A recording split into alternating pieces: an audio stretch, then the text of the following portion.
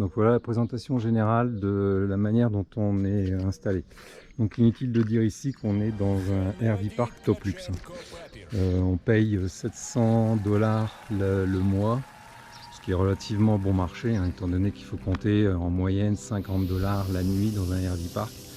À ce tarif là il faut rajouter l'électricité, mais sinon l'eau est inclus dedans. Et on a donc de quoi vider toute l'eau grise, toute l'eau noire, on a l'électricité et on a l'eau potable. Et surtout on a un emplacement énorme parce que vous voyez on a notre motorhome qui est immense, on y met le 4x4 et on a toute notre installation ensuite ici. Donc là on est en mode installé pour la journée quand il fait bon. Donc on est fin mai, on est à Boulder City. Boulder City c'est au sud-est de Las Vegas. Et voilà comment on est installé. Ici donc on a la carte des états que l'on a déjà fait. Alors quand on dit fait, c'est fait en long, en large et en travers. Et ici on a les 50 états des États-Unis. On a un petit baromètre voilà, qui nous permet de connaître la météo du jour ou du lendemain. Et puis derrière on a un peu customisé notre motorhome puisqu'on y a mis notre objectif qui est donc les 5000 hikes, les 63 national parks et le tour en France. Donc ça a été customisé il n'y a pas longtemps. Donc là c'est sur le côté. Donc on a des vents partout, des casiers partout. Et on lui a donné un petit nom. Donc le petit nom qu'on lui a donné c'est Manipi. Donc Manipi c'est de l'Indien Dakota et ça veut dire, vous voyez ici, Manipi, et ça veut dire en fait la formidable marche. Il faut savoir que les Indiens Dakota ont été mis dans des camps de concentration en 1864 de mémoire. Et pour être mis dans des camps de concentration, ils ont dû faire ce qu'on appelle une des fameuses marches des larmes. Il y a à peu près un tiers qui en sont morts parce que ça a été pendant l'hiver. Et maintenant, dès qu'on commémore cette marche, la personne, le chef Dakota qui commémore cette marche dit Manapi. Manapi, c'est non seulement la merveilleuse marche, mais c'est aussi la volonté de marcher, c'est aussi la marche comme sens de la vie, et c'est fait en hommage notamment à ces marcheurs-là. Donc je voulais remercier Marc parce que c'est grâce à lui qu'on a cherché du côté des Indiens pour donner le nom à notre bus, et on a trouvé que Manipi correspondait complètement à notre philosophie de vie. Salut tout le monde! Je vais vous expliquer un peu aux États-Unis les différents types de nomadisme possibles avec les véhicules. Donc vous avez le motorhome de luxe, comme ici ce Magna là. Donc il a double essieu derrière avec à chaque fois 4 pneus. C'est le nec plus ultra, faut compter entre 250 000 et 500 000 $. Mais vous avez à l'intérieur tout d'une maison ultra moderne. Vous avez ensuite ce que l'on rencontre le plus souvent, c'est les fifth wheels. Les fifth wheels, c'est ça. C'est tracté par votre pick-up en fait. Vous voyez ici, là, en fait, ça permet de tracter votre pick-up. Donc ça, vous en avez des très grands avec parfois beaucoup de slides sur le côté. Par exemple, ce qu'on appelle les slides, c'est les côtés qui s'ouvrent, comme ici, celui du propriétaire sur le terrain sur lequel on est. Donc vous voyez, vous avez des slides sur le côté. Et ici, voilà, vous avez typiquement des slides aussi. Là-bas derrière, je ne sais pas si vous le voyez avec le drapeau américain, vous en avez aussi. Et parfois, vous avez même des doubles slides, c'est-à-dire que vous avez des slides dans le slide. Et vous avez après les caravanes classiques. Donc comme là-bas, là, ça c'en est une, la Jayco Eagle. Là.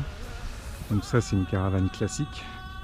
Alors version américaine, c'est-à-dire que elle doit faire celle-ci, elle doit faire entre 35 et 40 pieds de long. Et après vous avez, comme la voisine là, vous avez le mobilhome mobile. Donc c'est gigantesque aussi, c'est la taille d'un mobilhome, sauf qu'on peut le déplacer simplement en le tractant. Alors attention, c'est ce qui reste de plus compliqué à tracter. Et puis vous avez les manouches. Alors vous avez nous avec notre motorhome qui fait 40 pieds. Avant qu'on avait ce motorhome, la manière dont on faisait, c'était très simple. Je vous montrais sur la carte des National Parks, c'est qu'on partait de Las Vegas et puis on tournait autour, à 10 heures autour, on a 30 parcs nationaux et on partait en fait avec ça. Donc ça c'est un autre moyen, c'est le 4x4 le plus gros du marché, c'est le Ford Excursion qui a été arrêté, bien dommage. Il est motorisé par un moteur Ford Performance de plus de 300 chevaux, il est en essence. On dispose de 3 places devant.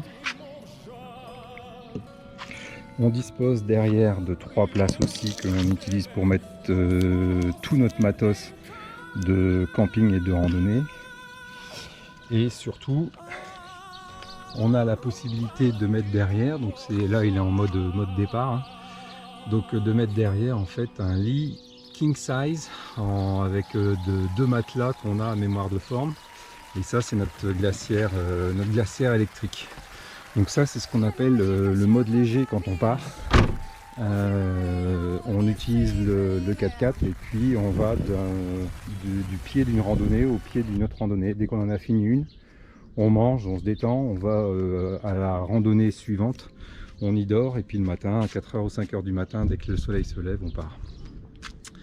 Et pourquoi dans ce cas-là avoir acheté ce motorhome? Donc vous voyez la taille de l'engin, je ne sais pas si vous allez bien vous rendre compte. Donc lui c'est un 40 pieds, il date de 95. C'est la marque, c'est Safari. Donc, vous voyez ici. Et en fait on a décidé d'acheter ce motorhome pour aller en fait d'un point A à un point B sans devoir revenir à chaque fois à notre maison à Las Vegas. Donc on a largué la maison à Las Vegas et maintenant on vit là-dedans. Ça permet d'aller beaucoup plus vite étant donné qu'on va d'un parc national à un parc national. Dès qu'on est sur un RV park ou dans un camping sauvage, il existe l'application eOverlander qui permet d'aller sur près de 80 000 points de camping sauvage aux États-Unis gratuitement. Et sinon vous avez les RV parks qui sont payants, j'en parlerai tout à l'heure. Et dès qu'on est arrêté à un point, pouf, on prend le 4x4. Je vais vous montrer qu'on tracte le 4x4 en fait avec le motorhome. Et puis on part avec lui. Petit aspect de déco non négligeable, étant donné que nous sommes ici pour faire les parcs nationaux. Voilà la carte des 62 parcs nationaux qui existent à aujourd'hui, c'est-à-dire au mois de mai 2020. Tous ceux qui sont là avec déjà les autocollants mis en vert foncé là, c'est ceux que l'on a visités finis. Fini, ça veut dire qu'on a fait au moins 80-90% des day hiking, c'est-à-dire des randonnées quotidiennes. Ceux-là, on les a tous visités, mais c'est cette année qu'on les finit, c'est-à-dire qu'on y retourne pour faire toutes les randonnées qu'on n'a pas encore terminées. Donc vous avez là ceux qui sont très connus comme Yellowstone et Grand Teton. Vous avez la Glacier, vous avez le Mont Rainier qui est là, vous avez Olympic qui est magnifique, Redwood qui est splendide, Crater Lake, Lesson Lake, North Cascade. Donc voilà, vous les avez tous là, donc ça on les termine cet été là. Et après bah, c'est simple, hein, on descend ici par le Dakota, pouf, on arrive l'hiver, cet hiver au Texas. On remontera pour l'été ici jusqu'au Minnesota, faire les 2 parcs ici. On redescendra pour l'été, on remontera jusque là et on redescendra tout le long de la côte. Et ensuite on retraverse constamment pour aller faire les 8 du Canada. On va le faire 2 fois parce qu'on va y passer en fait 2 mois pour faire ces 4 là. Et on va passer 2 mois pour faire ces 4 là. Ensuite, on va partir sur Hawaï où il y en a 2, et puis les îles Samoa où il y en a 1. Voilà pour le périple. Alors, pourquoi on s'est implanté à Las Vegas, c'est-à-dire ici? La quasi-totalité des francophones, notamment qui parlent de Las Vegas, en fait, ne connaissent pas Las Vegas. Ce qu'ils ont fait, c'est un petit aller-retour sur le Strip. Ils sont peut-être allés voir Fremont, et puis pour eux, Las Vegas, c'est ça. Il faut savoir que Las Vegas a été élu 2 fois de suite par le National Forest comme étant l'un des 5 écosystèmes les plus importants et les plus riches des États-Unis.